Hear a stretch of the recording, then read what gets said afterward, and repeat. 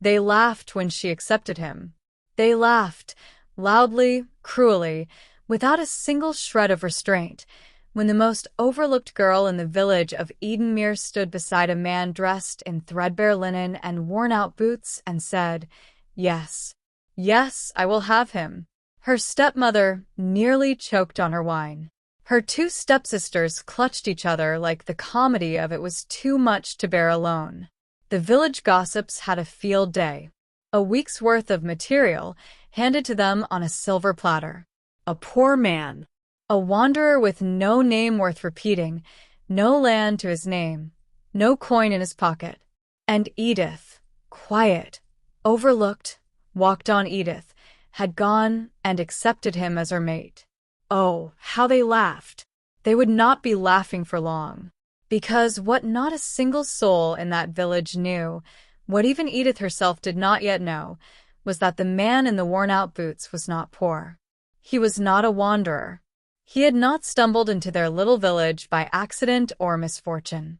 He was King Aldrin of House Varric, Alpha King, sovereign ruler of the most powerful werewolf kingdom the land had ever known. A man whose name was spoken in hushed, reverent tones across every territory, every tributary state, every council chamber from the northern mountains to the southern coasts.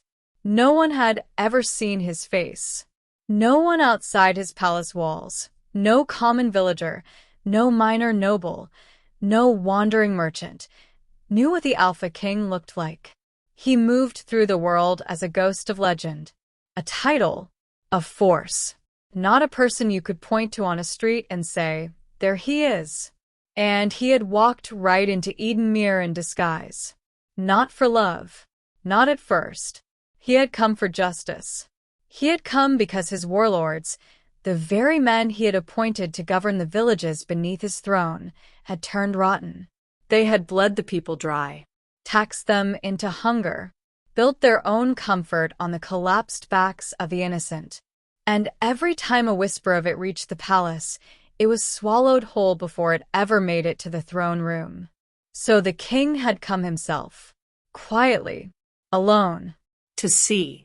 What he had not planned for, what no amount of royal strategy could have prepared him for, was her, Edith. With her steady eyes and her soft voice, and the way she moved through a world that had been unkind to her without a single trace of bitterness. His mate. His. He had planned to be in and out of that village in a single day. He stayed for weeks. This is the story of a king who hid who he was to discover who she was. Of a girl the world had underestimated every single day of her life. Of love that grew slowly and then all at once, passionate and consuming and loud in the way only a man who has never loved before can be loud about it. And of a village that laughed at the wrong woman. They would not make that mistake twice. Chapter 1. Edith had a talent for disappearing. Not literally, of course. She had not been blessed with any such convenient gift.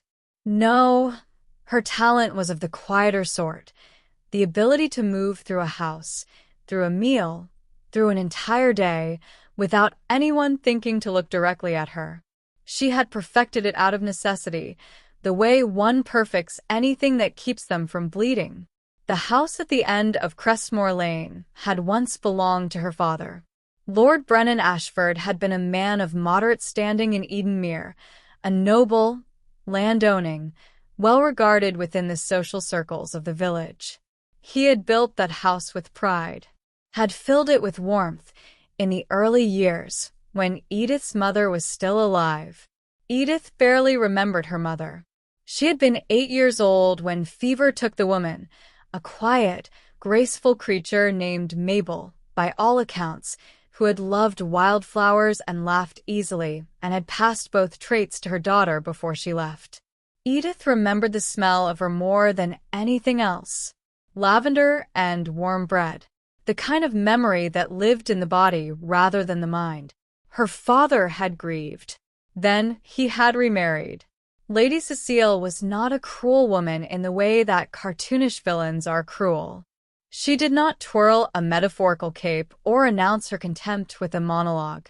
She was cruel in the way that small, insecure people are cruel, quietly, consistently, with the absolute confidence of someone who has convinced herself she is entirely justified. She had come with 2 daughters of her own. Portia, the elder, who had inherited her mother's sharp tongue and her father's square jaw, and used the former with far more frequency. And Nessa, the younger, who was not quite as clever as she believed herself to be, and compensated for this with volume. For 4 years, from the day Cecile arrived until the day Lord Brennan died of a lung ailment at the entirely inconvenient age of 51, Edith had managed. She had kept herself small, kept her voice soft, taken up as little space as possible in a house that had once been entirely hers. Then her father died, and the house became Cecile's. The lands became Cecile's. The staff, the horses, the stored grain, the modest fortune, all of it transferred cleanly, legally, irreversibly, because Lord Brennan had not thought to write a will that specifically protected his 12-year-old daughter from a woman who smiled pleasantly and planned carefully. Edith was not thrown out. That would have been too obvious, too easily condemned by the village's social conscience. Instead, she was simply reclassified, from daughter of the house to something adjacent to staff. She was given chores that Portia and Nessa were too refined to perform. She was served last at meals, given the smallest portions, offered the coldest room at the end of the hall. She was not beaten. She was not starved. She was simply made to feel, every single day, that her continued presence in that house was a burden they were graciously tolerating. Edith had learned to be grateful for small mercies. By the time she was 19, the morning this story truly begins, she had developed a kind of functional peace with her circumstances. She did not enjoy her life, but she moved through it with a quiet dignity that no one around her seemed to notice or appreciate, which was perhaps its own small tragedy. The morning was cool. She was in the garden, pulling weeds from between the roses that she had planted herself 3 springs ago, when she heard the shouting from the main road. She did not go to look immediately. Shouting was not unusual in Edenmere these days. The village had changed in the past several years. Taxes had climbed steadily, not the royal taxes that went to the palace, but the additional levies that Warlord Osric and his cadre of noble allies had quietly introduced under various creative names. The road maintenance tithe, the harvest security fee, the winter preparation assessment. The people paid them because they had no choice and because the men who collected the fees had large arms and short patience. Life in Edenmere, as Edith had observed from her quiet corner of it, had become a grim and colorless thing for most of its residents. She felt it, too. Not in the same way the farmers did. She was not hungry, technically, but in the way she watched old Margaret from across the lane count coins into the collector's hand with shaking fingers, and felt something cold and furious move through her that she had no outlet for. She was still crouched in the roses when she heard Portia's voice floating from the open parlor window. "Someone new has come into the village," Portia announced, in the tone she reserved for things she had decided were interesting. "A man. Fenwick the baker's boy says he arrived last night. No horse, no cart, just a pack on his back and a look about him." "What sort of look?" Nessa asked. "The sort that suggests a story," Portia said, which meant the sort that suggested he was either handsome or mysterious, and Portia had already decided to investigate. Edith pulled another weed. She had no particular interest in mysterious strangers. She would, of course, change her mind about that. Chapter 2. His name, for the purposes of this village, was Aldrich Cole. He had chosen it quickly, the way one grabs a coat from a hook without checking the fit. It would do. It was forgettable. That was the point.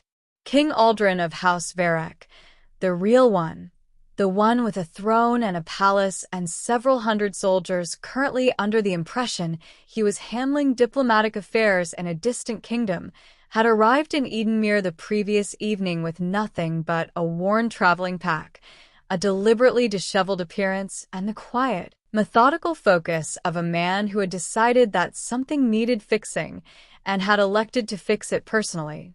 The reports had been accumulating for 2 years. Little things, at first. A merchant passing through the palace district who mentioned the roads in the eastern villages were falling apart despite the road fees. A servant's cousin who whispered about a grain shortage in 3 of the tributary villages. A letter from an elderly elder in Homefast that had been intercepted and destroyed before it reached the throne, a fact Aldrin had only discovered by accident when his head steward mentioned it in passing. He had assigned an investigator. The investigator had returned with a clean report. Too clean. He had assigned a second investigator. The second investigator had also returned with a clean report, but with slightly newer boots than he had left with. At that point, Aldrin had decided to go himself. His beta, his second in command, his childhood best friend, a large and perpetually exasperated man named Torin, had spent the better part of an evening arguing against this plan with increasingly creative objections. "You are the king," Torin had said, first, as if this were a point that needed making. "I am aware of that," Aldrin had replied. "Kings do not go undercover into tributary villages. This one does. You could be killed. I could also sit in the throne room and continue receiving suspiciously clean investigative reports while my people are being bled dry. I find both options unpleasant. One of them at least produces results." Torin had then tried a different approach, suggesting that perhaps a more extensive undercover operation with a small team would be advisable. A team draws attention. One man does not. You are 6 feet and 3 inches of Alpha King. You draw attention by existing. Then I will slouch. There had been a very long silence. "I hate you," Torin had said finally, which was how Aldrin knew he had won the argument. The cover story they had agreed on, after Torin had exhausted his protests and moved into his resigned but professional mode, was that the king had gone to the kingdom of Stellavar to broker a long-standing trade agreement, a diplomatic trip of indeterminate length. Torin would manage the palace. The council would be told nothing more specific. And no one, absolutely no one, was to know the real king was roaming around a tributary village in borrowed clothes gathering evidence. The secrecy was not vanity. It was survival. Warlord Osric's reach was long, and his network of informants was apparently thorough enough to intercept palace letters. If Osric knew an unguarded king was wandering through his territory alone, the diplomatic cover story would become tragically ironic very quickly. So, Aldrich Cole, wandering laborer, had arrived in Edenmere. He had found lodging with old Samson the miller, who rented out a back room cheaply and asked no questions, which Aldrin respected enormously. He had spent his first evening walking the village at a casual pace, and what he had seen in those few hours alone had made something cold and deliberate settle into his chest. The market stalls were thin.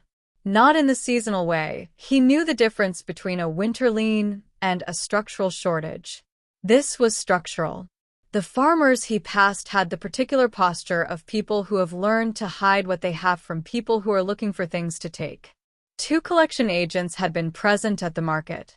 They had moved through the stalls with the comfortable ease of men who knew they would not be challenged. Aldrin had watched them.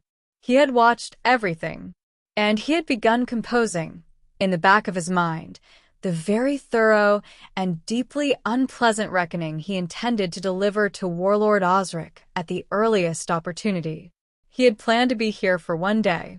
That was before the morning of the second day, when he had gone to the market to purchase bread, turned a corner near the rose garden at the edge of Crestmore Lane, and felt the world stop. Not dramatically. Not with sound or spectacle. Just stop. The mate bond was not something Aldrin had spent much time thinking about in recent years. He had felt its absence like a background ache, the particular loneliness of a man who knows something fundamental is missing but has grown functional around the gap. He had looked in his younger years, had been told by his mother that it would happen when it happened, that the moon goddess was not on any human schedule. After a decade of nothing, he had stopped looking. He had made his peace with the possibility that some alphas simply did not find their mate, and he had redirected his considerable energy toward the kingdom instead. He had not, in any serious way, expected to find her in a garden in a tributary village while dressed as a laborer. And yet, she was crouched between rose bushes, pulling weeds with the focused efficiency of someone who had done it 1,000 times. Her hair was pinned up loosely, a few strands escaping at the neck. She was wearing a plain work dress, the sleeves pushed up to the elbow. Her hands were dirty. She looked up, just briefly, as he passed. Dark eyes. Come. Not the aggressive assessment that people usually gave him, the unconscious calculation that his size and his bearing tended to produce, but simply an honest look, the kind that sees you without trying to place you. Then she looked back at her roses. The bond hit him like something physical, like someone had reached into his chest and rearranged the furniture. Aldrin stopped walking.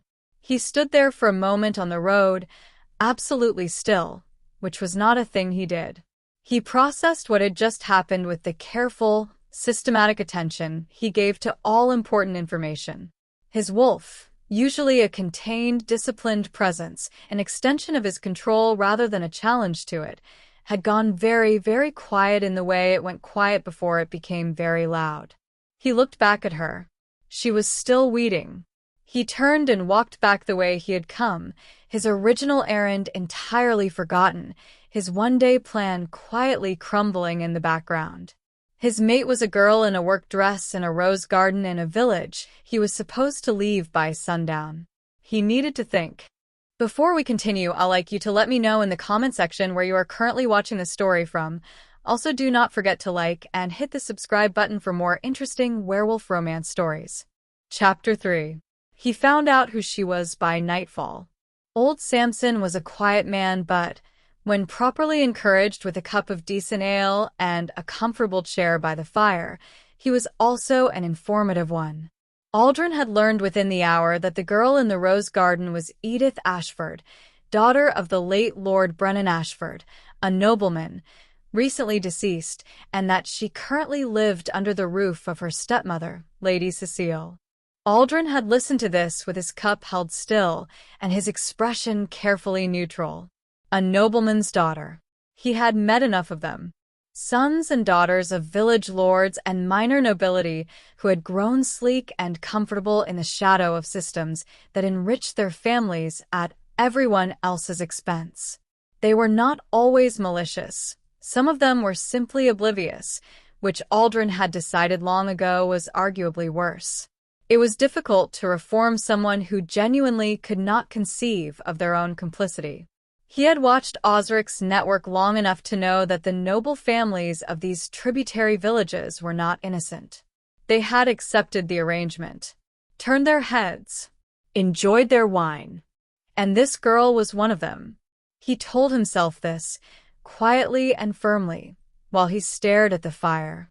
His wolf offered no opinion on the matter, which was unusual, and which Aldrin interpreted as disagreement expressed through pointed silence. The complication, the genuine, thorny, inconvenient complication, was that the mate bond was not a suggestion. It was not a preference or a feeling that could be reasoned with over time. It was a truth, written into the nature of what he was. She was his. The moon goddess had decided this, presumably with full awareness of the timing and the circumstances, which Aldrin found either divinely purposeful or divinely exasperating, depending on the hour. He would not act on it blindly. That was not how he operated. What he would do, what the particular methodical quality of his mind required, was observe. He had come here to gather evidence. He was good at watching people without being watched. He would simply extend his original mission to include a secondary one. Learn who Edith Ashford actually was, beneath the accident of her birth. Let the situation play out. See what she was made of. If she was what he feared, spoiled, indifferent, a quiet beneficiary of the system he was here to dismantle, he would know. And he would deal with that accordingly, mate bond or not. If she was something else, well, he would deal with that accordingly too. He wrote the letter to Torin that evening. Short, specific, coded in the particular way the two of them had developed over years of confidential communication. The king is delayed. The diplomatic matter requires extended attention. Announce accordingly. Let no one speculate. He could almost hear Torin's long-suffering exhale from 3 kingdoms away. Chapter 4. He met her properly on the 4th morning. It was not planned. Or rather, he had not planned it to look planned, which required considerably more planning than most things. He had positioned himself near the market's grain stalls at the hour he had noted she typically came to purchase the week's supplies, and when she arrived, punctual, basket over one arm, moving with the quiet purposefulness that he had begun to recognize as characteristic, he had simply been there. The bond had flickered the moment she stepped into range, like a banked fire given air. He had kept his expression entirely neutral and focused on the grain in front of him, as though it personally interested him. She had noticed him. He felt it before he saw it. That particular quality of awareness, the mate recognition happening on her side, tentative and uncertain. He turned, and she was looking at him. For a moment, neither of them said anything. Then she said, "You're the one staying with Samson." "Is that a question?" he asked. "An observation." She looked at him steadily. Not flirtatiously, not suspiciously. Just honestly. He mentioned a traveler was renting his back room. "He seemed to like you, which is notable, because Samson does not like most people." "I am easy to like," Aldrin said. Something shifted at the corner of her mouth. Not quite a smile, but the precursor to one. He noted it with more attention than was entirely appropriate. "Are you?" she said. "Or are you simply quiet, and Samson has decided that is the same thing?" He considered this. It was a genuinely accurate observation, and he was not accustomed to genuine observations from people who had known him for 30 seconds. Most people in new situations either deferred to him automatically, some instinct responding to the alpha in him even when he was disguised, or performed a kind of aggressive pleasantness that was its own form of distance. She was doing neither. "Fair point," he said. They fell into conversation the way two people do, when they have slightly surprised each other into honesty. She told him her name. He gave her his cover name, and felt the small, necessary guilt of it settle into his chest where he left it. She bought her grain. He bought bread he did not need. They walked together toward the edge of the market, not quite purposefully, but not accidentally either. He was watching her. That was the honest truth of it. He was cataloging her in the precise way he had always cataloged important information, looking for the things she was trying to hide because everyone hid something. What he found was not what he expected. When old Margaret came toward them moving carefully, her basket too heavy for her age, Edith simply put her own basket down, took the heavy one, redistributed the contents between them, and handed the older woman back a lighter load, all within the space of about 30 seconds, without pausing in their conversation, without making a production of it. Margaret thanked her. Edith waved it off with an ease that suggested she did this often. Aldrin said nothing. He filed it. Then one of Osric's collectors came through, a thick-armed man in the warlord's colors, moving between stalls with his book of fees open, his manner carrying that particular species of casual menace that comes from knowing you are backed by authority. He stopped at a young farmer's stall. The farmer was barely older than a boy, visibly nervous, his jaw set in the specific way of someone choosing dignity over fear. The collector quoted a number. The farmer's face shifted. "That is 3 times what it was last season," the farmer said quietly. "New assessment," the collector said, and smiled in the way that meant the conversation was over. Aldrin watched. He also watched Edith watch. Her expression had gone very still. Not frightened, that particular blank stillness that comes before genuine anger in people who have learned to keep their anger controlled. "That is not a legal fee," she said. Aldrin turned to look at her. The collector turned too. He looked at her the way men like him looked at women like her, assessing, dismissive, prepared to explain her irrelevance back to her. "I beg your pardon, miss?" The harvest security fee has a set rate established by the Lord Warden's charter. 3 silvers per stall per season. You have quoted 9. Unless Warlord Osric has issued a new charter in writing, that number is not legal, and this man is under no obligation to pay it. There was a silence. The collector's smile did not reach his eyes. "You seem very interested in legal matters for someone buying grain." "My father was a lawyer by training before he was a lord. He was very thorough about my education on the subject of what people are and are not entitled to take from other people." She held his gaze. She did not look away. She was not performing bravery. She looked, if anything, faintly tired, in the way of someone who has had this particular argument before and found it tedious but necessary. The collector, to his credit or his calculation, apparently decided the scene was not worth it. He quoted the correct fee, collected it, and moved on without further commentary. The farmer exhaled. Edith picked up her basket. "Do you do that often?" Aldrin asked her, when they had moved far enough away. She glanced at him sideways. "When it needs doing. It could make enemies." "It already has," she said, with a lightness that was not quite light, and did not elaborate. He walked her back to Crestmore Lane, said goodbye at the garden gate, and returned to Sampson's mill with his morning's observation filed clearly in the part of his mind that dealt with important information. She was not what he had expected. Not at all. Chapter 5. He came to the market every morning that week. He told himself it was because the market was the best place to observe the collection operation in action. This was true. He told himself it was coincidence that Edith also came to the market every morning. This was less true. By the 3rd day, they were meeting without pretending they were not meeting. By the 5th, they had fallen into the easy rhythm of 2 people who have discovered that they think about the world in similar enough ways to make conversation pleasurable rather than obligatory. She was quick. That was the thing that kept catching him off guard.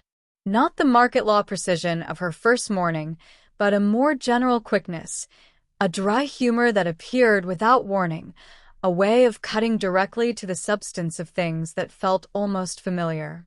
On the 6th morning she asked him, plainly, "What are you actually doing here?" "I told you. Passing through." "People passing through do not stay this long." "I found reason to stay." She looked at him.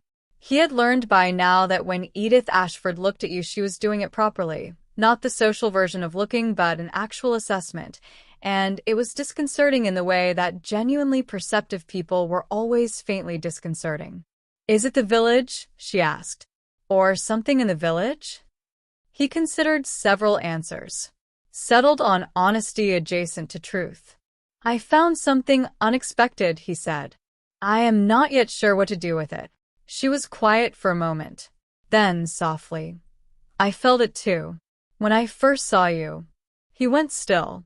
"I know what the mate bond feels like," she continued, her voice even. "I have read enough about it. Every wolf does, eventually." I recognized it. She was not flustered. That was what struck him first. He had braced himself, had been bracing himself since the rose garden, for a range of reactions. Excitement, perhaps. Or the kind of calculated delight that young noblewomen performed when advantageous situations presented themselves. She was quiet. A little careful, maybe, but not theatrical about any of it. You are not alarmed, he said. Should I be? Some people are. I am not most people, she said, and there was no arrogance in it, just fact. I have learned not to react to things before I understand them. He looked at her for a long moment. The morning light was clear and cool. From somewhere across the market, the grain seller was calling prices. The world was continuing on entirely, without concern for what was happening between them. You know I have nothing, he said. He watched her as he said it. This was the test, though he had not announced it as one. She met his gaze steadily. I know you have a bedroll in Samson's back room and boots that have seen better years, she said. I also know you stood between that farmer and a dishonest collector yesterday without anyone asking you to, and you did it quietly. A pause. I have my own definition of what matters in a person. It does not start with property. The thing in Aldrin's chest, the deliberate, contained, disciplined thing that had run his internal life for as long as he could remember, did something complicated and unauthorized. He said nothing for several seconds. I should like to know you better, he finally said. Then ask me things, she replied simply. I am not difficult to know. I am simply rarely asked. And that, more than anything, that single sentence, delivered without self-pity, just a plain and devastating truth, was the moment Aldrin of House Varek, Alpha King, stopped watching and started feeling. Chapter 6. He asked her things. He asked her everything. Not in the way of an interrogation, though some part of him was still gathering data, still the methodical, evidence-collecting king beneath the borrowed clothes. But mostly he asked because she was fascinating in the specific way that genuinely good people are fascinating, which is to say, he had not expected to find one here, and the discovery was making him rethink several firmly held positions. She told him about her mother. The lavender, the warm bread, the kind of memory that lives in the body. She said it without reaching for his sympathy, just offering it the way she offered most things, plainly, as though she trusted him with it without making a ceremony of the trust. She told him about her father. A good man, she said, and a slightly distracted one, who had loved her in the uncomplicated way of people who cannot imagine their love being questioned, and who had therefore not always thought to make it explicit enough. She said this without bitterness, and then added, with a dry edge that he had learned to watch for, he also did not think to write a will, which was a rather significant oversight on his part. She told him, carefully and without excessive detail, what the years since had been, the house that became Cecile's, the particular mechanics of being unwanted, but not quite removable, the learning to be invisible. He listened to all of it with the surface calm that was natural to him and the internal state that was becoming increasingly less calm. By the second week, they met in the evenings too. There was a path along the river at the village's eastern edge, quiet, removed from the market's noise, and they walked it in the long summer twilight while the water moved below them and the air smelled of cut grass and distant rain. He found out, slowly, what she thought about things. She thought the collection system was not only illegal but morally obscene. She had watched it operate for years, and the fury of it had not dulled with familiarity, only become more precise. The cruelest part, she told him one evening, is that the people it hurts most are the ones who cannot afford to resist it. The wealthy pay and absorb the cost. The poor pay and stop eating. He did not say, I know. He said, what would you do if you could change it? She thought about this seriously, the way she thought about everything seriously. I would start with transparency, she said. Every fee, every rate, every revision, written down and publicly posted. It is much harder to steal from people who can see exactly what you are supposed to be charging them. And the warlords? Removed, she said flatly, or reformed so thoroughly they would hardly recognize themselves. Power without accountability is just theft with a title attached to it. He looked at the river for a moment. He thought about his throne room, about the council chambers, about the men he had appointed to protect these people who had turned their positions into personal extraction operations. She was right. She was simply and entirely right. "You would be a good administrator," he said. She laughed, a genuine one, quiet and warm, the first real laugh he had heard from her, and it hit him somewhere in the vicinity of the chest. "I've been managing Cecile's household accounts since I was 14 to keep us from bankruptcy, because she did not believe numbers were an appropriate area of female interest. I am already an administrator. I simply do not get paid for it." He wanted to say 10 different things at once, which was unusual for him. What he said was, "You deserve better than this house." She looked at him. The twilight was going gold and soft behind her. Something moved across her expression. Not surprise exactly, but the particular expression of someone receiving a thing they had forgotten they were allowed to want. "So do you," she said quietly. He had not expected that. He walked home that evening considerably slower than usual because he was busy being, for the first time in a very long time, genuinely caught off guard. He was falling in love with her. Not the managed, theoretical kind that he had imagined, in younger years, might accompany a practical royal union. The real kind. The loud, inconvenient, all-consuming kind that his wolf had been quietly preparing for, and that the rest of him was now scrambling to catch up to. He was in trouble.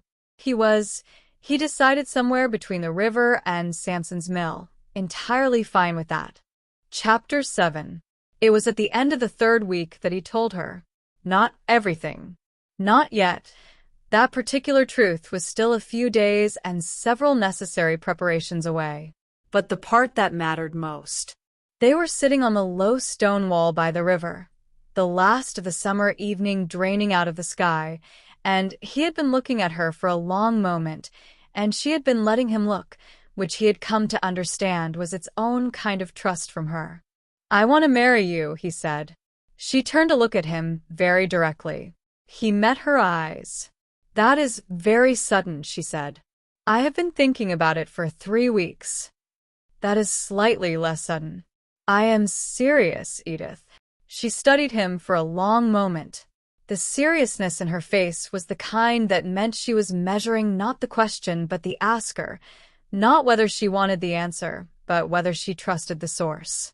"You have nothing," she said finally. It was not a complaint. It was the same honest fact-establishing she brought to all things.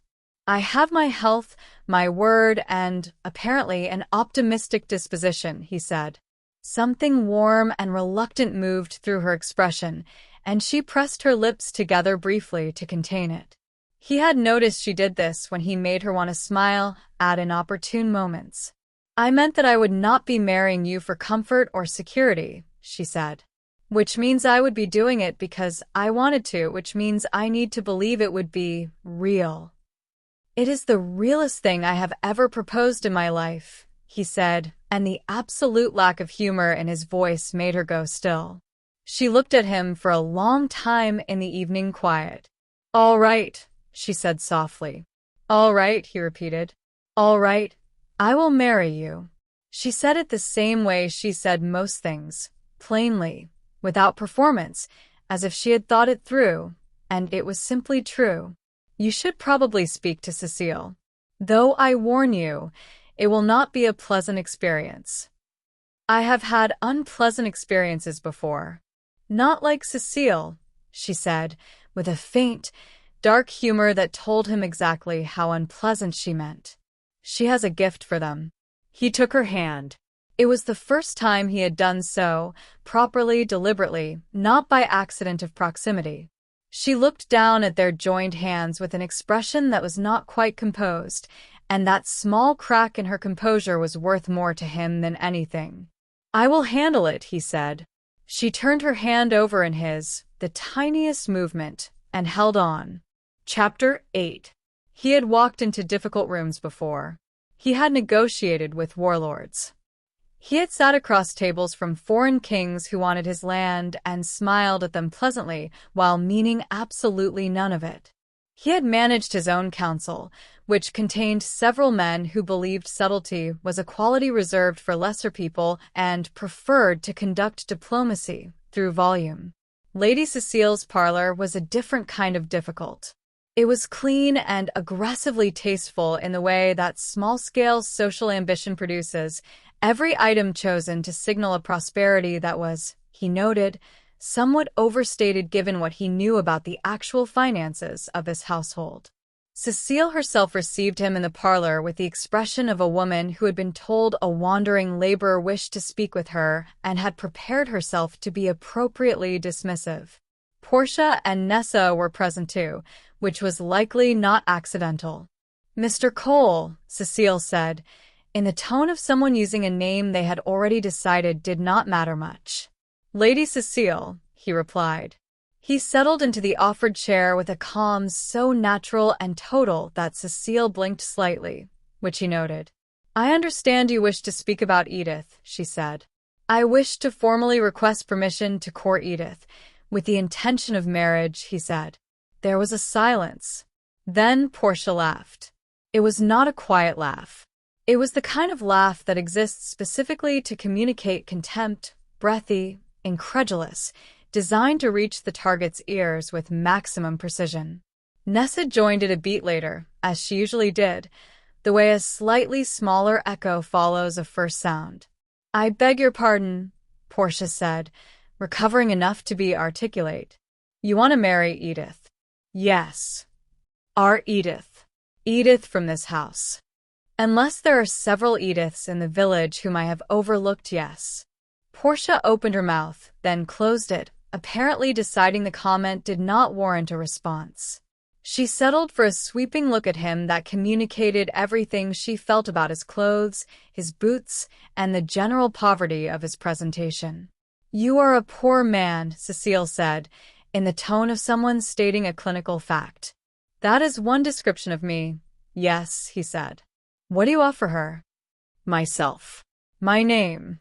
My commitment."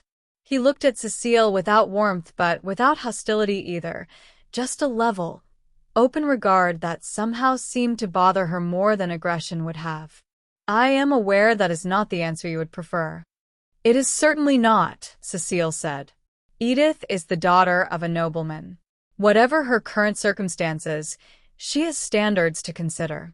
He thought, privately, that Lady Cecile had spent a decade ensuring Edith had no circumstances to speak of and was now invoking the memory of Edith's father's standards as though she had been their faithful guardian. He kept this thought very firmly behind his expression. "Then I leave it to Edith to decide whether my offer meets her standards," he said. Cecile considered him with the quick calculation of a woman who had spent years managing the social and material logistics of her household. Aldrin could see the arithmetic happening behind her eyes. Edith, married to a poor man, removed from the house permanently. No more obligation. No more complicated presence. A problem, as Cecile had always considered her, quietly and neatly disposed of. "Fine," Cecile said. It was perhaps the flattest consent in the history of matrimonial negotiations. "You have my permission, for whatever it is worth." Her tone made clear she considered it worth approximately nothing. Portia had already lost interest and was examining her nails. Nessa was staring at him with an expression of open bafflement, as though she was still trying to work out why he had bothered. Aldrin stood. "Thank you, Lady Cecile." He left the parlor, found Edith waiting in the hall with the blank expression she wore when she was choosing not to react to something, and said, quietly, "It is done." She looked at him with something that was almost a long, private exhale of relief. "Was it as bad as I warned you?" "It was exactly as bad as you warned me," he said. "I did warn you." "You did." She looked at him for a moment. Something in her expression had shifted since the parlor, something looser, freer, as though a door had been opened that she had not known how to open herself. "Thank you," she said. quietly, like the words meant something. He looked at her and wanted, very badly, to tell her everything. The palace, the crown, the real reason he had come to this village, the way he intended, with everything available to him, to make sure she never stood in a cold hall waiting to hear whether she was considered valuable enough to take seriously. Not yet. Soon. Chapter 9. He had gathered what he came for. By the end of the third week, Aldrin had a ledger of evidence that was, to use the technical term, devastating. Names, dates, amounts, witnesses. The full architecture of Osric's extortion operation, documented with the precision that came from years of administrative practice and a very good memory. It was enough. More than enough. Enough to remove Osric and every noble who had collaborated in his network, and to do it cleanly, no wiggle room, no convenient alternative explanations, no ability to shift blame or reframe the story. It was time to go home. He had told Torin, through a carefully worded message sent with a trustworthy courier 3 days prior, prepare the escort, but dress them as merchants. Come to the eastern road of Edenmere on the morning of the 28th. And bring the seals. He spent the night before in Samson's back room, looking at the ceiling, thinking about what the morning would bring. He was not, particularly, worried about the reveal itself. He was the king. He was used to rooms reacting to him. What he was, and he examined this with the same honesty he had been applying to most things lately, was aware that Edith had trusted a man named Aldrich Cole, a poor traveler with worn boots and a straightforward manner, and that she was about to discover that man did not entirely exist. He had not lied about his name for cruelty. He had not lied about his feelings at all. Those were the truest thing about the entire operation. But the gap between what she believed and what was true was wide, and wide gaps had a way of feeling from the receiving end, like betrayal. He hoped she would understand. He prepared himself for the possibility that her first response would not be understanding. He thought about her face in the rose garden, thought about the way she held his hand at the river wall, thought about her voice saying all right in the evening light as though she had decided, quite simply and finally, that he was worth trusting. He closed his eyes. He was keeping that. Whatever came next, he was keeping that. The morning of the 28th was clear and cloudless. Aldrin arrived at the Ashford house on Cressmore Lane alone, on foot, as he had always arrived. He knocked at the door. Edith answered it herself. She usually did. The household staff had always treated her door-answering duties as self-evident. She looked at him. She looked at his expression. A small crease appeared between her brows. "You look different," she said. "I look the same," he said. "You look like yourself, but as though you are preparing to tell me something difficult." He had been right about her from the first morning. He was never going to be able to hide much from her, ever, which he found he did not, upon reflection, mind at all. "Come outside," he said. "Please." She stepped out. Behind her, from inside the house, came the sounds of Portia and Nessa at breakfast. Cecile's voice, issuing some instruction. He looked at Edith in the morning light. He had looked at her every day for 3 weeks and had somehow not run out of things to notice. "What I am about to tell you," he said, "is going to be very surprising. I need you to let me finish before you respond." "That is a concerning preamble," she said, but she nodded. He told her. Not the abridged version. The real one. His real name. His title. The palace. The mission. The evidence he had gathered. The letter to Torin.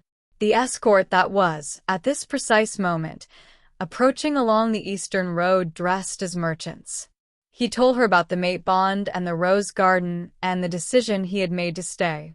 He told her about the nobleman's daughter calculation and the watching and the slow, accumulating discovery of who she actually was. He told her all of it. She was quiet throughout. Her expression went through several stages that he catalogued with some anxiety, surprise, then a particular focused stillness, then something unreadable. When he finished, there was a silence. From the eastern road, barely audible, came the faint sound of approaching horses. Edith looked at him for a long moment. Then she looked at the eastern road. Then she looked back at him. "Aldrich Cole," she said, in a tone of remarkable flatness, "is not your name." "No," he confirmed. "You are the Alpha King." "Yes." "You let me stand in the market and lecture you about legal fee structures for 3 days." "Yes." A pause. "You were right about all of it." She pressed her lips together. He could not entirely read her expression, and this was, genuinely, more unnerving than anything Osric had ever done. From the road, the merchant procession was visible now. Men in plain traveling clothes who moved with a very particular kind of disciplined formation that was not, on close inspection, entirely consistent with merchants. And behind them, the glint of a royal seal on a saddle blanket. At that moment, the parlor window opened and Portia's voice floated out, sharp and annoyed. "Edith, what is happening in the road?" "There are men. Those are not merchants." Cecile appeared behind Portia. Then Nessa. The three of them staring at the incoming escort with the particular expression of people whose social calibrations are being rapidly revised. The escort stopped. The lead rider produced the royal standard, which unfurled in the morning breeze with quiet, irreversible authority. The silence from the house was extraordinary. Cecile made a sound that was not quite a word. Portia had gone very still. Nessa said, Is that the king's?" and then did not finish the sentence because the answer was evident. Aldrin looked at none of them. He was looking at Edith, who was looking at the standard with an expression he could not quite place, and then back at him, and her expression had shifted into something that was very controlled, and that he had learned meant she had a great deal to say, and was choosing the order carefully. "Walk with me," she said quietly. He walked with her to the garden gate, 3 steps away, out of easy earshot. "I am not going to shout at you," she said, in the tone of someone who has made this decision recently and is committed to it, "because I understand to some degree why you did not tell me immediately. You came here for a reason. The secrecy was necessary."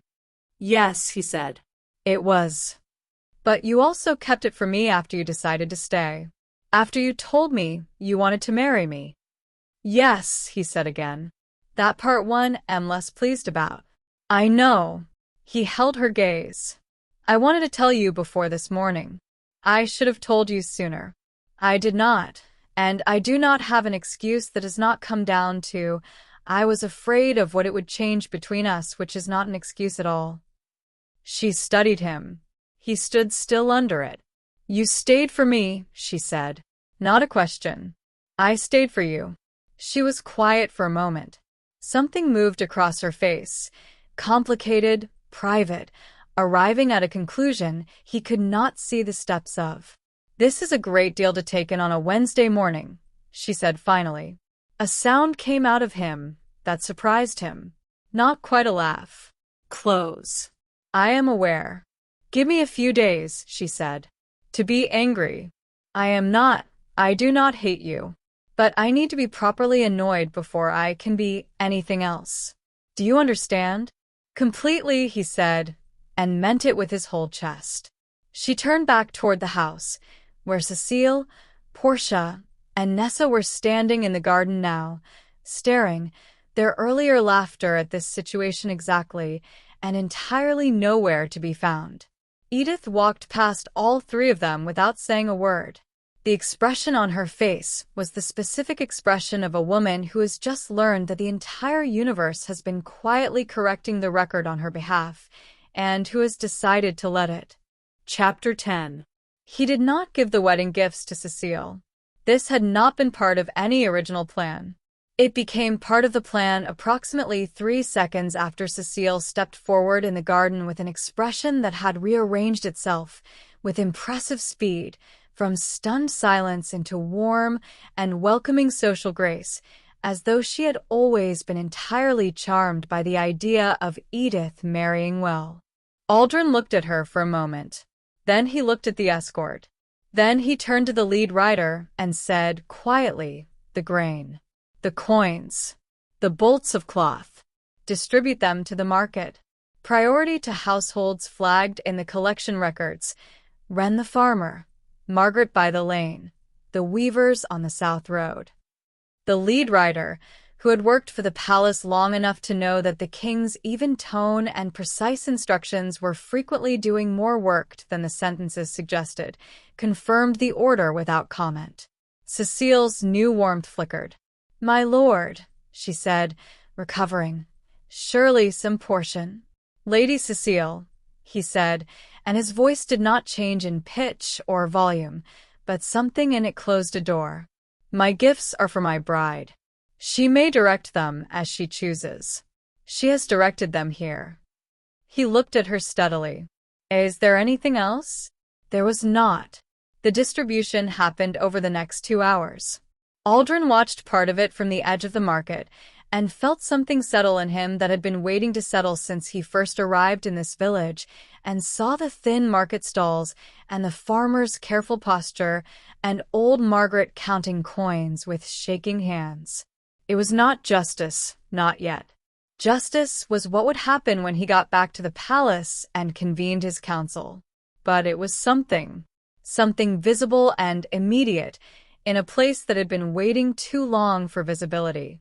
He was watching the grain being distributed when a hand appeared at the edge of his vision, and he turned to find Edith standing beside him.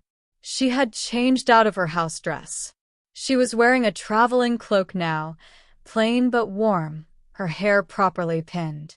Her expression was still the careful, controlled one she had been wearing since the morning, but something in it had shifted slightly. She looked at the distribution happening in the market. She watched Wren the farmer receive his portion and saw the man's face change. She watched Margaret standing straighter than Aldrin had seen her stand in 3 weeks. Edith was quiet for a long moment. Then she said, "You really were here about the warlords?" "Yes." "Not about me at all, originally." "No." A pause. "I did not expect you." She looked at him sideways. Something in her expression had lost the careful control of the last few hours, just slightly. "Was I a complication?" she asked. "The best one I have ever had," he said. She looked away, but he saw the corner of her mouth move. They left Edenmere that afternoon, riding with the escort along the eastern road. Behind them, the village watched them go. Cecile stood in the garden of the Cressmore house with an expression no one would have been particularly interested in describing. Portia and Nessa were also there, also quiet. Neither Edith nor Aldrin looked back. Chapter 11.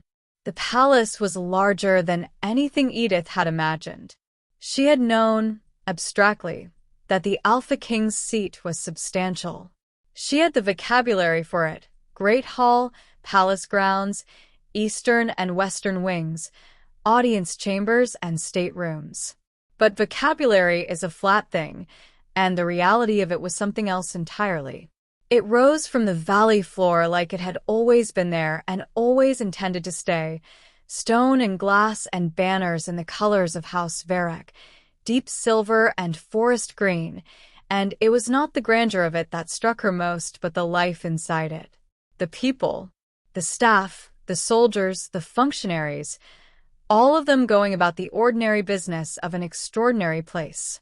Torn met them at the gates. He was exactly what Aldrin had described: large, capable-looking, currently wearing the expression of a man who had been managing a palace alone for 3 weeks and had several opinions about it. He looked at Aldrin. "You are alive," Torrin said. "You say that as though you expected otherwise," Aldrin replied. "I expected otherwise every single day. My expectations were unreasonably optimistic." He looked at Edith. Something in his face shifted into something more genuine. He inclined his head with a formality that surprised her. "My lady, I am Torin. I am told I am his best friend, which I accept as both an honor and an explanation for the past 3 weeks of my life." Edith looked at him, and then at Aldrin, and said, "He warned me the situation would be complicated." "He did not warn me about you." Torin blinked. Aldrin made no expression, but his eyes crinkled very slightly at the outer corners, which she had learned to recognize as his version of a broad smile. "I like her," Torin said to Aldrin, in a tone of mild accusation. "I know," Aldrin said. The palace received her with careful courtesy. She was shown to chambers that were larger than the entire upper floor of the Cressmore house, which she acknowledged with a composure that impressed even herself, given that she was still doing a considerable amount of internal processing. She had said 3 days. He had heard her. He gave her the 3 days. He did not disappear. He did not, in fact, go very far at all, a fact she became aware of gradually and without being told. The evenings she spent in the garden off the east wing, she would sometimes hear his footsteps on the upper walkway, not intruding but present. The mornings she took her breakfast alone, he did not join her, but she noticed the flower on the breakfast tray each day, fresh, different, clearly selected with thought. The first morning, a stem of lavender. She had looked at it for a very long time. The second day, she found a letter under her door. Not long. No performance in it. Just, "Edith, you asked once why I stayed so long in the village. The honest answer is that I was afraid of who you might become once I told you the truth, and I wanted to know who you were before the information changed things between us. What I know is this. Everything I feel for you began in that market, continued through every evening on the river path, and arrived here entirely unchanged. The name was false. Nothing else was. He did not sign it. He did not need to." She read it twice. Then she folded it and put it in the inside pocket of her cloak and did not speak of it to anyone. On the morning of the 3rd day, she went to find him. He was in the East Wing study. She had asked Torin, who had told her with unconcealed relief, surrounded by documents and maps and what appeared to be a comprehensive evidence file spread across his working table. She stood in the doorway for a moment. He looked up. "You kept lavender because I told you about my mother," she said. He was quiet for a second. "Yes," he said. She came into the room. She sat in the chair across his working table. She looked at him, really looked at him, the same way she had looked at him in the market on that first morning, except now she knew what she was seeing. "I am still somewhat annoyed," she said. "I know, but I understand why you did it. And I know that you were watching me to see who I was. And I know that you decided I was worth staying for before you told me anything." "Yes," he said. "That matters to me," she said quietly. "That you chose me when you thought I would have nothing from you." Before the crown was on the table, he looked at her with an expression that she was still learning to read, the contained version of something that she suspected was, in its uncontained form, quite significant. "You always had everything from me," he said. The crown was just the part one had not explained yet. The morning light came through the study windows and fell across the evidence maps and the careful documentation of a kingdom's injustice and 2 people sitting across a table from each other, deciding, simply and completely, that they were done being cautious. "I forgive you," she said. He exhaled slowly. He had not looked, she thought, entirely certain that those words were coming, and the relief on his face was the most unguarded she had ever seen him. She reached across the table and covered his hand with hers. "Now tell me what all these maps are for," she said. "Because I have been watching the warlord situation in that village for years, and I have some thoughts." He looked at her hand on his, looked at her face. And for the first time in the 3 weeks she had known him, the real weeks, not the disguised weeks, he smiled. Fully. Without the careful management of it. It was, she thought, an extremely good smile. I thought you might, he said. Chapter 12. He called the council on the 7th day of his return. The summons went out to every noble, every warlord, every elder and council member across the kingdom's territories. The formal language said the king had returned from his diplomatic mission and wished to address matters of governance and territorial administration. The tone of it was pleasant and unremarkable. No one who received it was entirely comfortable.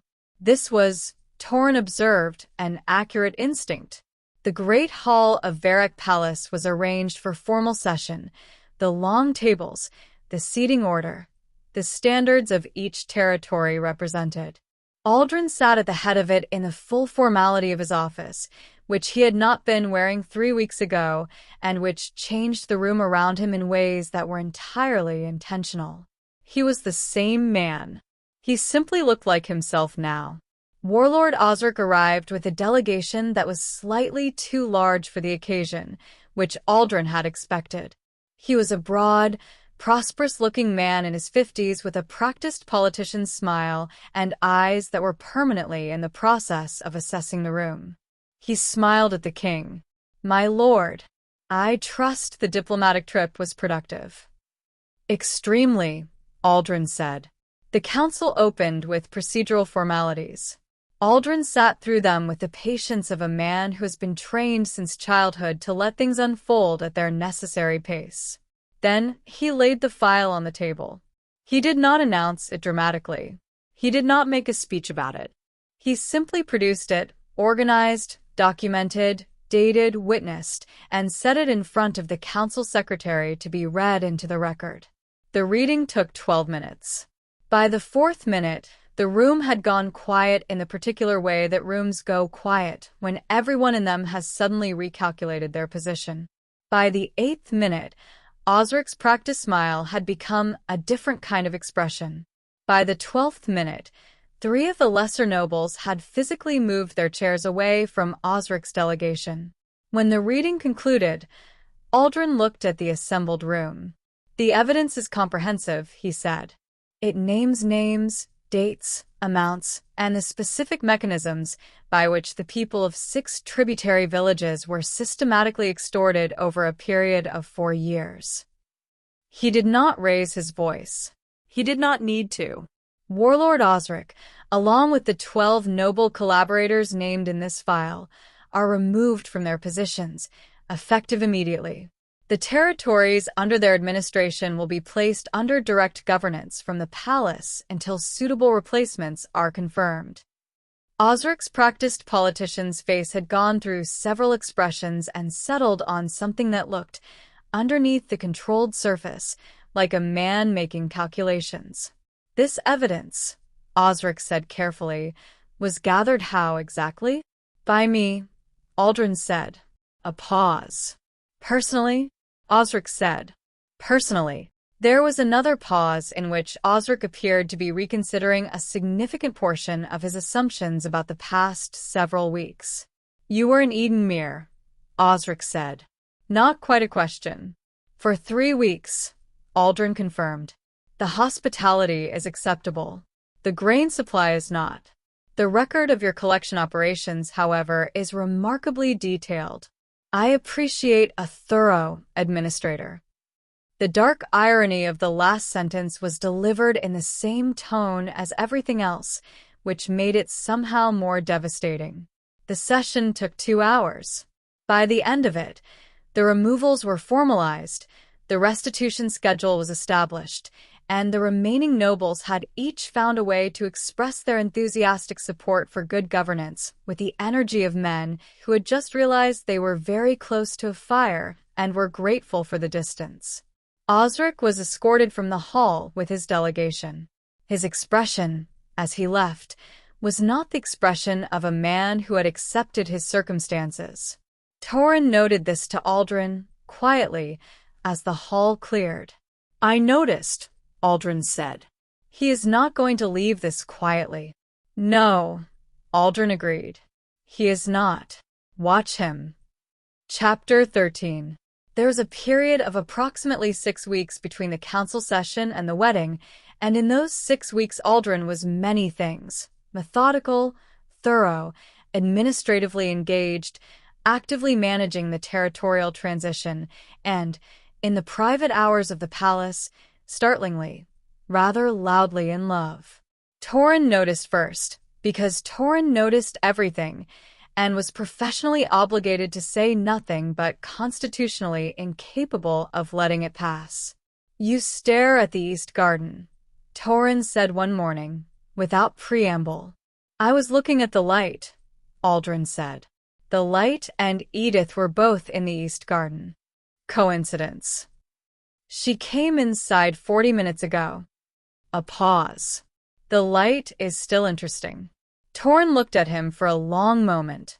"You are hopeless," he said, in a tone of great affection. The truth was that Aldrin had never been good at small demonstrations. He had grown up in a court where love was an abstraction and attachment was a liability, and he had spent 20 years building a man who was effective and fair and did not need things. He was very good at not needing things. He needed her.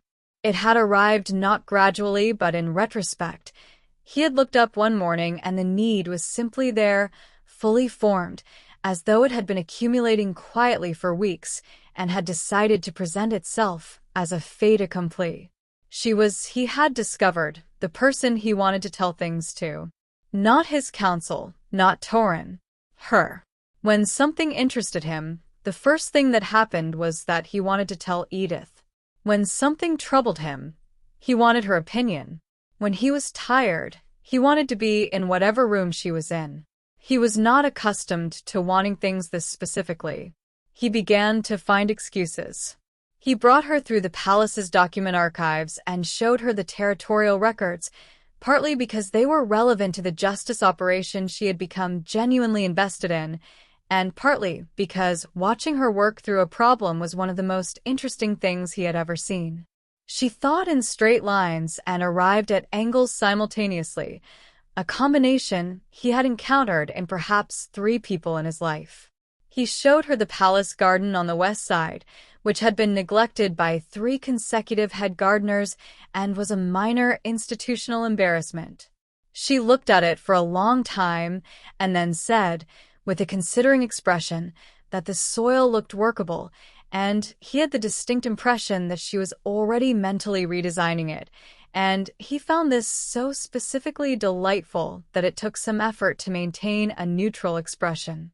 He read, because it seemed relevant, everything he could find about what it meant to carry the mate bond as 2 wolves, about how the bond deepened over time, about what it built between 2 people who let it. He had not told her why he was reading this, only that he had been doing some research, and she had looked at him for a long moment and then said, softly, that she had not asked him to. "I know," he had said. "I wanted to." She had looked away quickly, and he had noted that her jaw had moved in the specific way it moved when she was controlling an emotional response. On the evening 3 weeks before the wedding, they were in the East Wing study. It had become, without either of them formally deciding this, their room, and she had fallen asleep in the reading chair with a governance report still open in her lap. He had not woken her. He had simply stayed, had sat across from her in the quiet of the palace evening, and done a remarkable amount of nothing at all. Torin found him there an hour later, still doing nothing, still looking at her, and made the particular face he made when he had accumulated more feelings than he knew what to do with. "She is asleep," Aldrin said, preemptively. "I can see that," Torin said. "I did not want to wake her." "Of course not." Torin looked at him. "You know, for someone who spent 10 years insisting he did not need a mate." "Torin, you are remarkably good at having one." "Torin, I am leaving," Torin said. He left. Aldrin looked back at Edith. The evening light was soft on her face. The governance report had slipped slightly in her lap. He thought about everything that had happened to her in that house on Crestmore Lane. The 12-year-old who had lost her father and been left with people who made her feel disposable. The 19-year-old who moved through her days with that careful, quiet dignity that no one around her ever thought to name. He thought about every day she had spent in that house. He thought about every cold meal and every small dismissal, and every morning she had woken up and quietly, stubbornly, decided to be a decent person anyway. The force of what he felt about her was, in that moment, almost inconvenient in its intensity. He had not been a soft man. He had been shaped by duty and precision and the cool-headed management of a kingdom. He was still all of those things. But he was also sitting in the East Wing study watching his future wife sleep with a governance report in her lap, rather helplessly, completely, and without any remaining reservation, in love with her. He stayed until she woke. She blinked at him, disoriented for a moment, and then said, "You should have woken me." "I know," he said. She looked at him with the expression she wore when she was figuring him out. Then, softly, "Did you sleep at all?" "No." "Aldrin." "I was thinking." "About what?" "About how fortunate I am," he said simply. "That I came to Eden Mere. That I turned that corner. That you were there." She was very still for a moment. Then she stood from the chair and crossed the space between them and sat beside him and put her head on his shoulder with a simplicity that felt like the most deliberate thing in the world. He put his arm around her. He did not say anything. Neither did she. The palace was quiet. The evening continued. It was in every way enough. Chapter 14. The wedding was scheduled for the morning of the 14th day of the month. By that morning, the palace had been preparing for 2 weeks. The kitchens were producing things around the clock. The great hall had been dressed in silver and green. Invitations had gone to every territory, every elder, every council member. The people of the capital had been given the day as a festival day and were treating it accordingly. It was Torin had informed Aldrin that morning with the air of a man delivering welcome intelligence, extremely well attended. Edith had been in her chamber since dawn, with the palace's head attendant and 2 of the senior ladies of the court who had, over the past 6 weeks, quietly reorganized their estimation of the future queen from uncertain to absolute. She had won them the way she won most things. Not through charm offensive or political performance, but through the specific quality of paying attention to people and meaning it. Aldrin was in the antechamber that connected to the Great Hall, dressed in the full formal colors of House Varric, in the particular state of a man who is entirely calm on the outside and has a great deal happening on the inside. Torin was standing beside him. "You are fine," Torin said. "I did not say I was not fine. You have checked the doors 3 times. The doors in this wing are historically inconsistent." "They are not, Torin." "You are nervous," Torin said, with a gentleness that was both affectionate and accurate. "Which is entirely appropriate." "She is, and I mean this in the most respectful possible sense, completely out of your league." "I am aware of that. At least you know." Aldrin looked at him. "Thank you, Torin. That was very helpful. That is why you keep me around." The doors from the eastern corridor opened. A senior attendant appeared, not from the Great Hall but from the residential wing, which was wrong, which Aldrin registered before she had finished crossing the room. Her expression was the expression of someone delivering bad news and choosing the fastest route to it. "My lord," she said. Lady Edith is not in her chambers. The silence that followed was the kind that contains a very large quantity of information in a very small space. Torin moved first, which was professionally appropriate because Aldrin had gone very, very still in the manner that preceded things no one in this palace wanted to see from their king. When Aldrin said, his voice was quiet and completely level. "We are not certain, my lord." Within the past hour, he was already moving.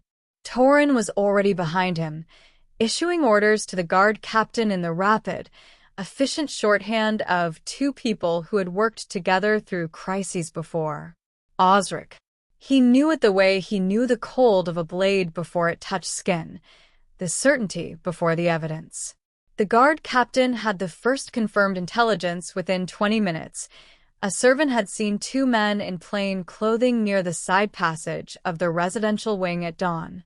A horse, unregistered, had been noted at the eastern stable, and a message had arrived at the palace gate, delivered by an unknown courier, addressed to the king, bearing no seal. Aldrin opened it. It read, "She is mine until you learn what it costs to take what belongs to others. Come alone if you wish to know what I have done to her already." He read it twice. Then he handed it to Torin and said, with perfect calm, "Bring me 50 riders. Full arms. We're going to the Osric estate." "He says come alone," Torin said. "He says a great many things," Aldrin replied. "He is not currently in a position to set terms." The 50 riders were assembled in under 12 minutes. He rode at the front of them through the capital gates and into the eastern hills, and the expression on his face was the one that had once ended a foreign king's claim to his northern border in the space of a single meeting, the one that contained, behind the absolute control of his features, an absolute and total resolution. He was going to find her. He was going to bring her home. And then he was going to end this. Chapter 15. The Osric estate was in the eastern hills 3 hours from the capital, and Aldrin covered the distance in 2. He did not announce himself at the gates. He did not send a diplomatic communication ahead. He arrived the way he had been preparing to arrive since the moment Torin had told him she was gone, with 50 armed riders and the particular brand of focused, uncommunicative intent that had historically preceded outcomes no one on the receiving end had enjoyed. The estate's guards made a calculation within approximately 4 seconds and opened the gates. He found her in the lower rooms of the East Wing, behind a locked door, with 2 of Osric's men stationed outside it who were also, within about 4 seconds, no longer a consideration. She was conscious. That was the first thing he saw. Conscious and upright, sitting against the far wall of the room, her wedding clothes dusty from the struggle that had clearly preceded her arrival here. Her eyes found him the moment the door opened. "I told them you would not come alone," she said. He crossed the room in 4 steps and went to one knee in front of her, his hands on her face, checking. She was pale. Her breathing was careful. "Are you hurt?" he said. "Not badly. They made me breathe something. It smelled like sulfur and something metallic." "I felt," she stopped. His wolf had been searching since the moment he entered this room, and what it found made the controlled mask of his expression go very, very taut for just one moment before he managed it back into stillness. The wolf bond was clear. It was present. But on her side, something was wrong. He gathered her carefully and got her out of the room and through the estate and onto a horse with the efficiency of someone who has done a great deal of triage in difficult circumstances, and all of it was external because internally he was conducting a rapid, deeply unwilling inventory of what Wolfsbane did at concentrated levels. He already knew the answer. He had read enough. Osric was found in the estate's upper study, and the encounter was brief. It lasted the amount of time it took for Aldrin to walk into the room and for Osric to understand, looking at him, that there was no version of this outcome he had correctly anticipated. The warlord had planned many contingencies. He had not planned for the specific expression currently on his king's face. It ended there. It ended finally. Aldrin rode back to the capital with Edith in his arms and 50 riders at his back and the weight of what he already understood pressing against everything he had been holding together for the past 2 hours. She was alive. She was safe. But the palace healer confirmed it the following morning, with the careful gentleness of someone delivering a truth they would rather not be delivering. The wolfsbane had been administered at a concentration calculated specifically to reach the wolf, not to kill Edith, to kill the wolf inside her. It had worked. Her wolf was gone. Chapter 16. She did not speak for the rest of that day. She sat in the chair by the east wing window, their window in their room, with her hands folded in her lap and her gaze somewhere past the garden, and she was so still that if you did not know her you might have said she was simply thinking. But Aldrin knew her. He had spent 6 weeks learning how she moved and what her stillness meant, and this was not the quiet of a person thinking. This was the quiet of a person who has gone somewhere inside themselves that they are not entirely sure how to come back from. She did not eat dinner. He stayed. He did not try to fill the silence. He did not attempt, yet, any of the things he had already begun composing in the back of his mind, the arguments he intended to make, the truths he intended her to know, the way he planned to be so consistently and unmistakably present that she could not, even in the worst of this, believe herself alone. Those would come. Not tonight. Tonight, he simply stayed. He sat where she could see him. When she finally looked at him, hours later, with eyes that had been crying in the most internal, invisible way, the kind of crying that happens when someone has decided not to make it visible, he held her gaze and did not look away. "I am sorry," he said. Not because it was his fault, but because it had happened to her, and she needed to hear that someone knew it was wrong and was willing to say so. She did not say anything, but she reached out and held his hand, and he held it back, and that was the whole of that night. The days that followed were the hardest he had witnessed. It was not dramatic grief. It was the quiet, corrosive kind, the kind that does not announce itself but makes itself known in the small things. She ate, but not much. She spoke, but carefully, as though she was rationing her words.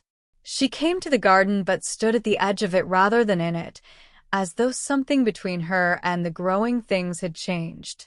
He watched all of it and understood what was happening. She had always been a woman who moved through a diminished world without diminishing herself.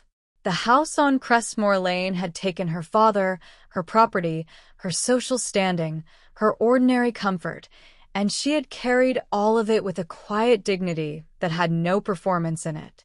She had simply, stubbornly, continued to be herself despite every external attempt to reduce her.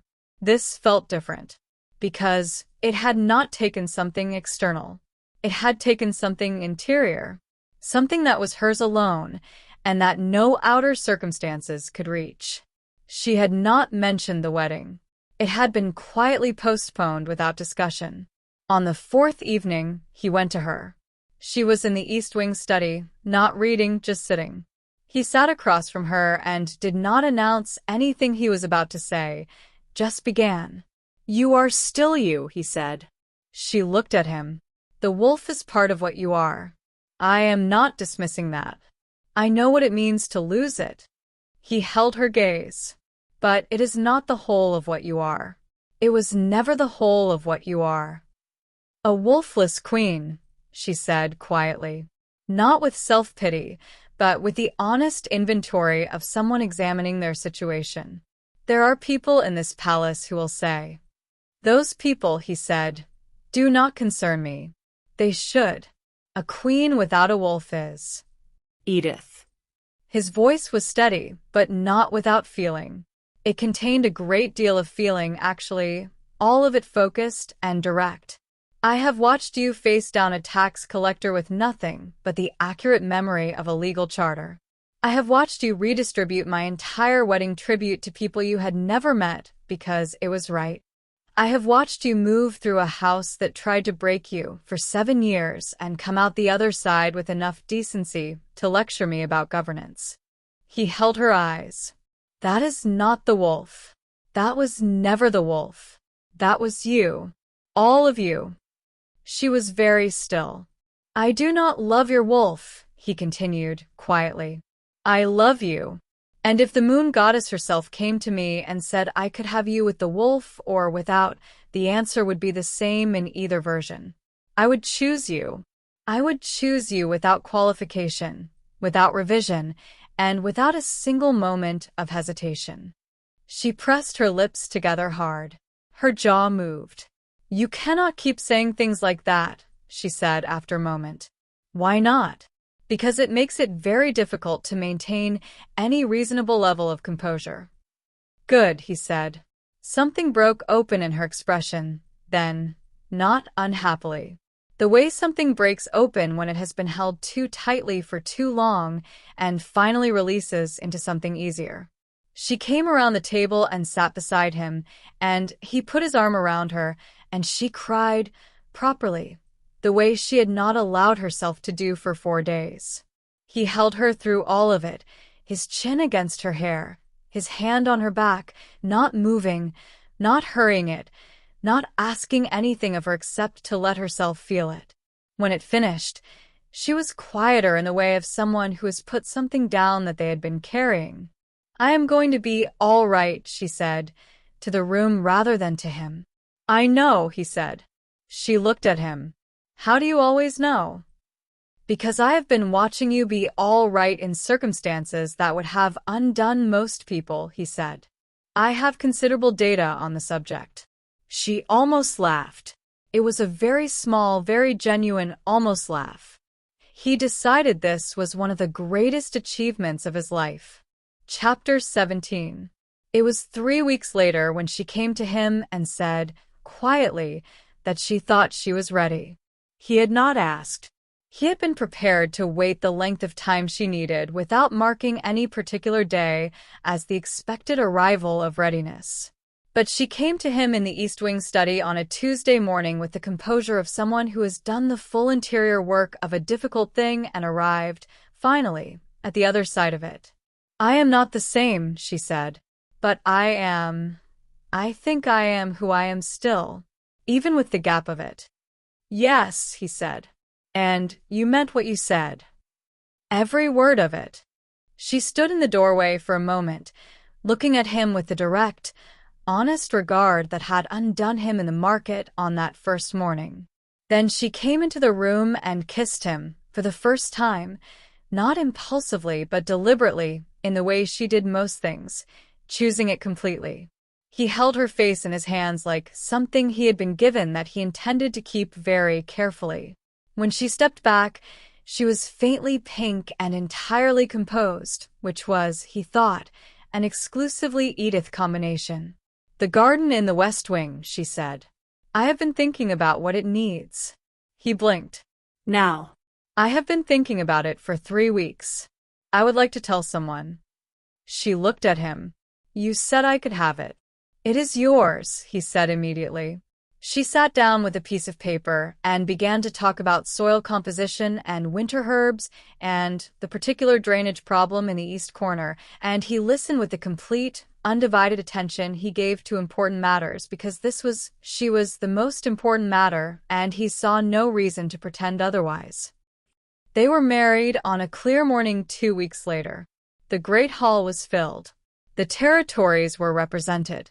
The capital's people lined the road from the palace gate, which was not a formal requirement but had happened anyway because news of the king's wedding and the story that had accompanied it, the disguise, the village, the justice, the loyalty he had shown his queen in her hardest weeks, had moved through the kingdom in the way that stories move when they contain something true.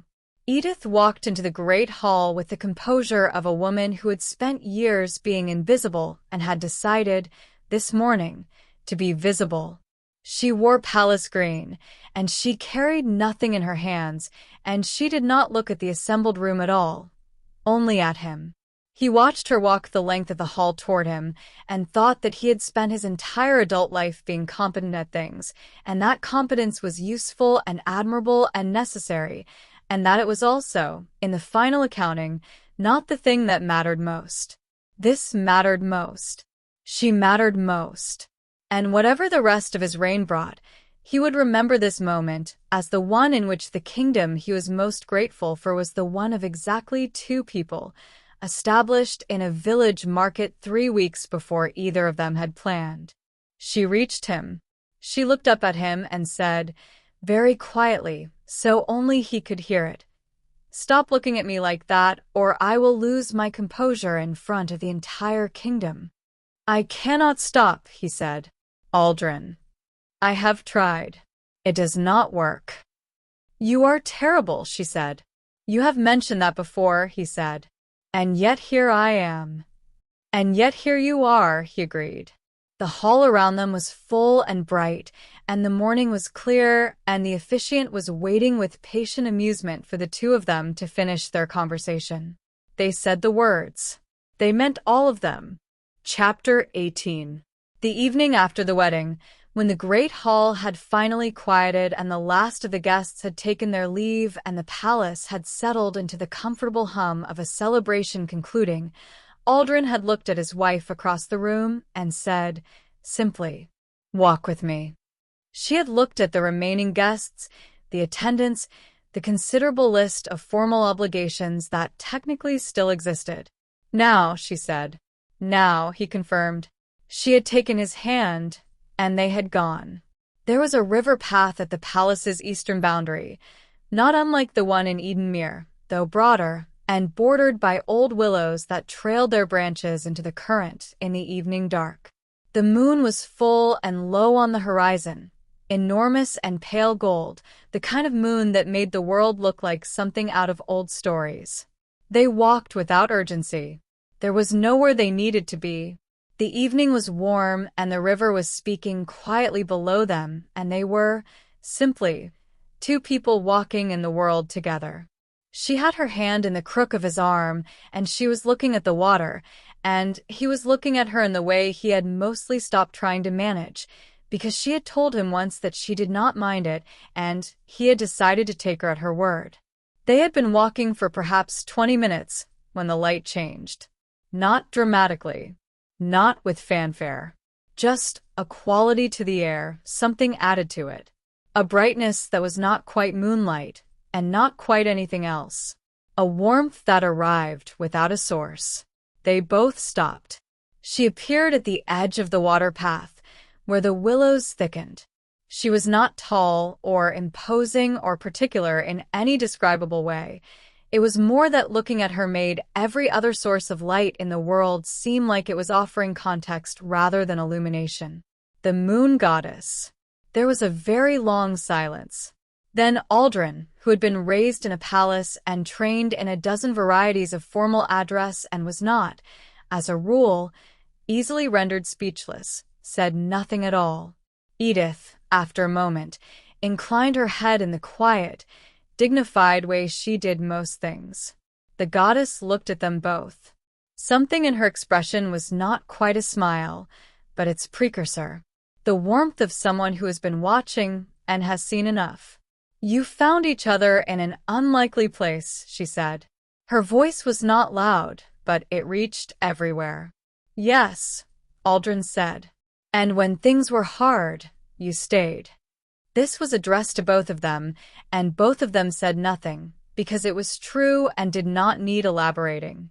She looked at Edith. Something was taken from you that was not mine to give and not theirs to take, she said. Her voice was even, but there was in it something that was not anger and not sorrow, but contained both of their essences.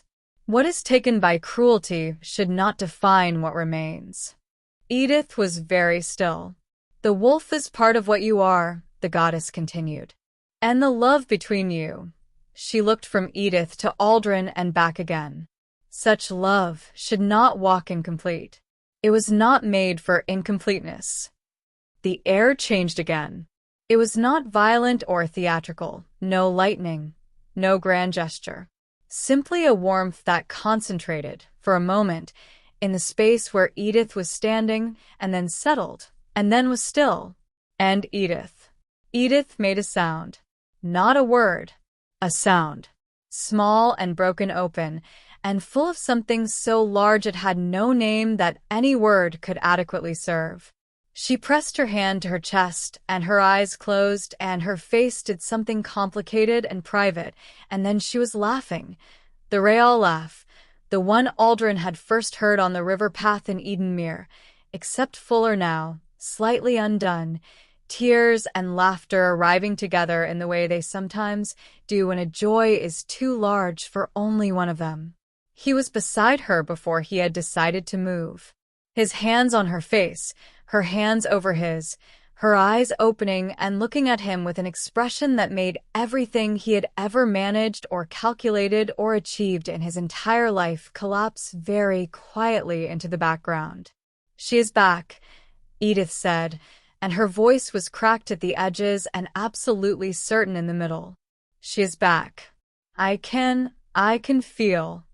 He pulled her in, not carefully. The way you hold something when the careful version is entirely beside the point. She held on. When they looked back, the goddess was gone. The path was only a path, the willows only willows, the river only the river, silver in the full moonlight. They stood there for a long time in the quiet of it. "She said our love was not made for incompleteness," Edith said, eventually, against his shoulder. He was quiet for a moment. "She was right," he said. She pulled back just enough to look at him.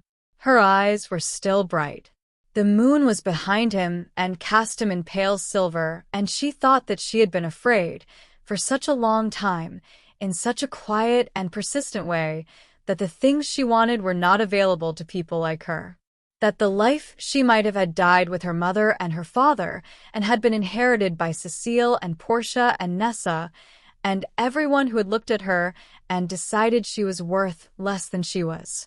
And here was this man, this stubborn, impossible, entirely devastating man who had walked into her village in worn boots specifically to understand what was happening to people who needed someone to pay attention to them, and had looked at her, really looked at her, and had stayed. Who had held her hand through the worst weeks of her life and called her irreplaceable when she felt anything but.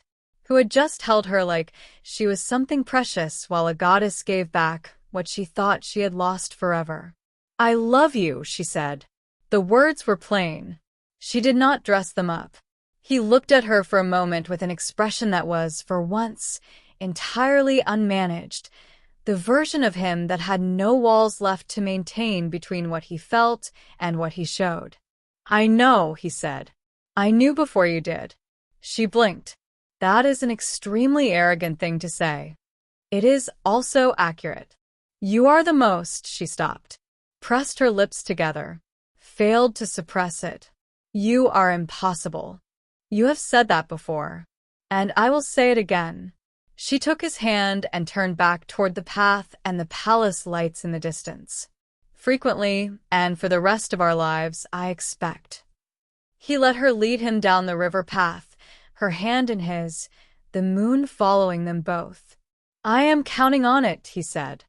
Later, it would be told in the way that stories settle into when they have found their final shape. They would say the Alpha King went to a village in disguise and came back with justice and a queen. They would say she was the daughter of a lord who had fallen and that she had moved through her diminishment without becoming diminished. They would say she was wolfless for a season and that the moon herself had found this insufficient and corrected it. They would say he loved her loudly, consistently, and without apology, which was either a great departure from his character or a revelation of it, depending on who you asked. Torin, when asked, said the latter, in a tone that suggested he had known this was coming and had simply been waiting for the rest of them to figure it out. In Edenmere, the collection fees were corrected. The warlord's network was dismantled.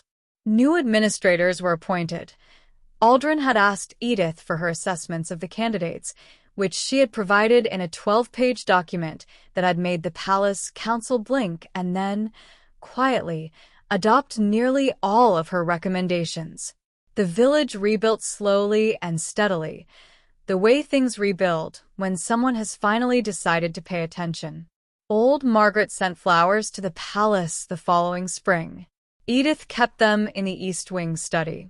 The West Wing garden bloomed the year after, redesigned exactly as Edith had described on that Tuesday morning in autumn.